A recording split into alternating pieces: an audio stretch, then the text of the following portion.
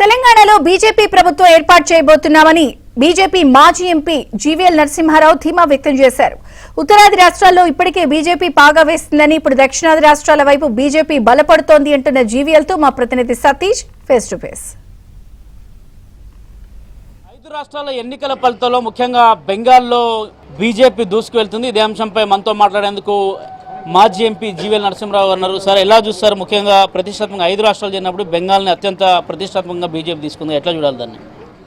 ఈ 5 రాష్ట్రాల్లోనూ అతిపెద్ద రాష్ట్రం సంఖ్యాపరంగా చూసినట్లయితే పశ్చిమ బెంగాల్. దేశంలో గతంలో ఎప్పుడు కూడా భారతీయ జనతా పార్టీ ఆ రాష్ట్రంలో అధికారంలోకి రాలేదు.